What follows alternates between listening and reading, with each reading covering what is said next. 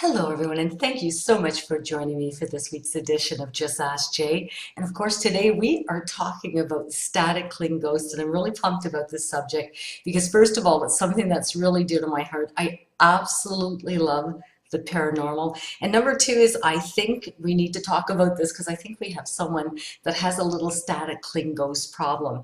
And I just want to make sure that they don't worry about their little staticky issue. Now, Bill Bryant was the first person that wrote. Bill wrote here that 2 years ago, he says, I had awoken to static, noisy sound. I went into my family room and my TV was on. And I swear to God, I turned it off before bed. So I turned it off, I started walking away, and it came on again. I suddenly heard this really loud voice. It was pretty awful sounding, like someone was in pain.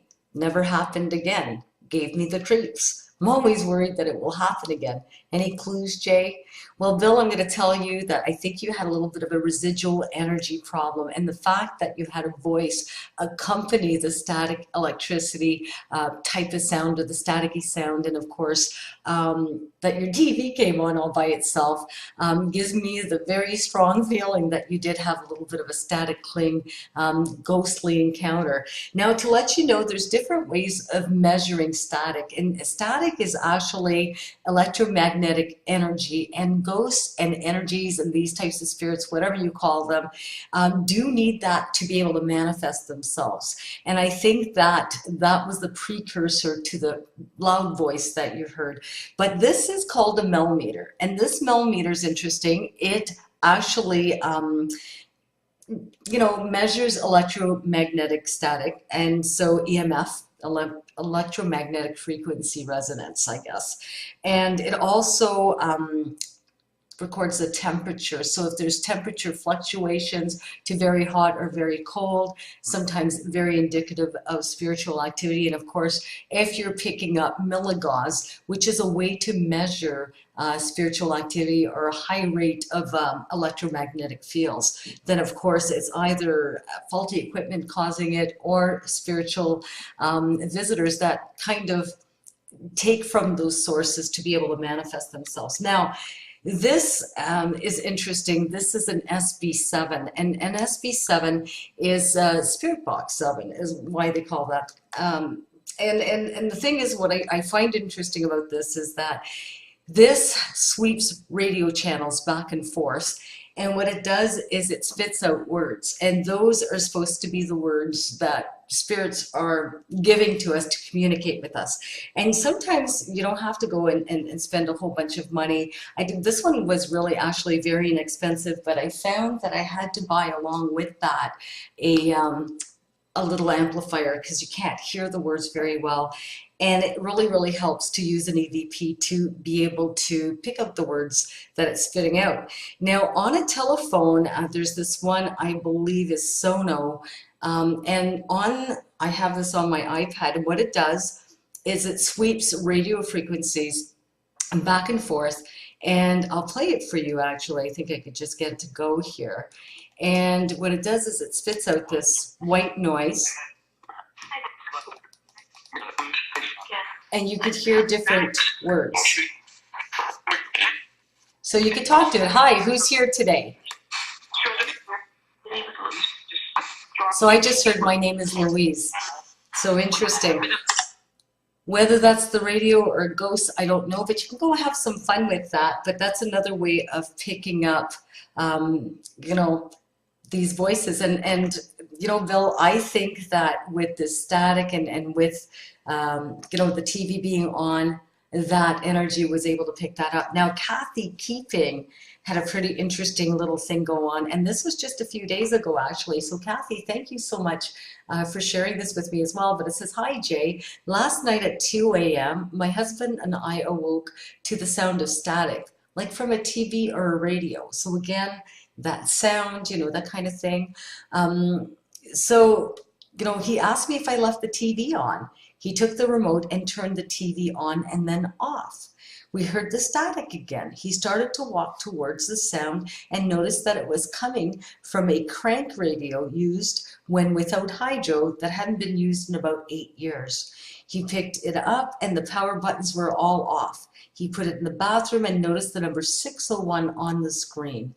When he came back to bed, we heard voices coming from it, adults and kids, so he went to turn the volume down.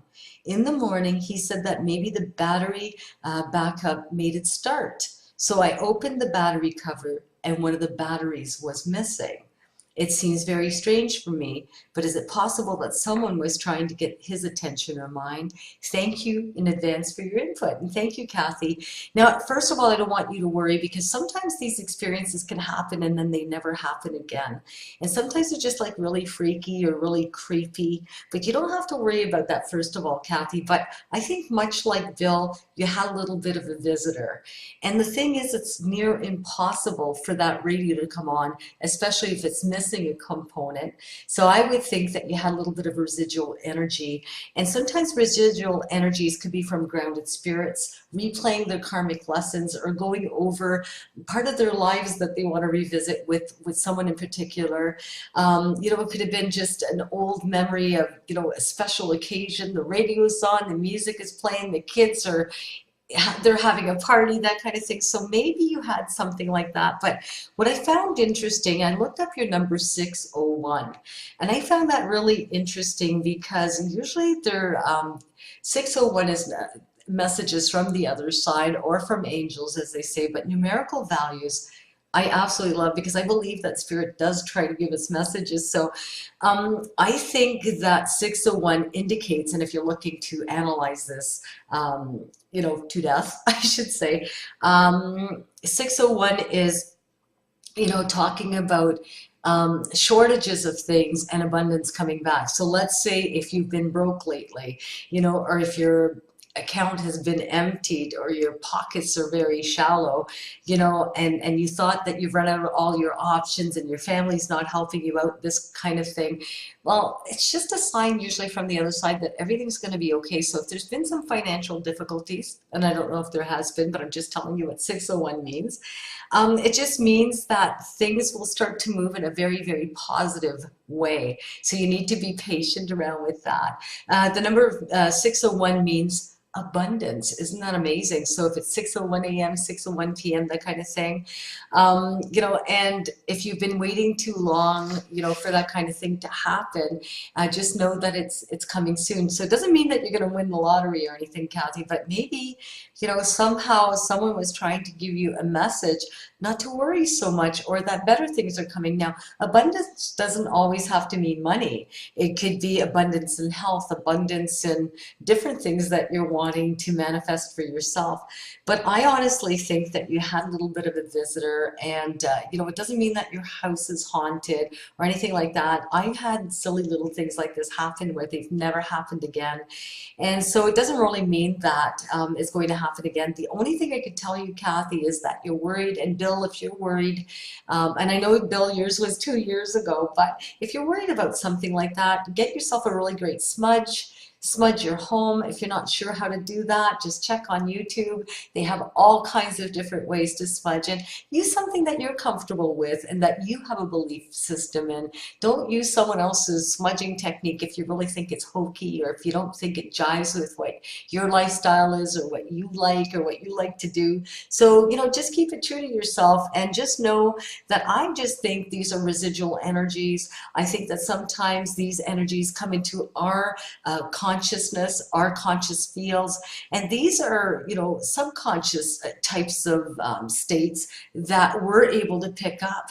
And so, in other words, maybe unexplainable, alien in nature, because alien for me just means not able to answer, unidentified object, unidentified something.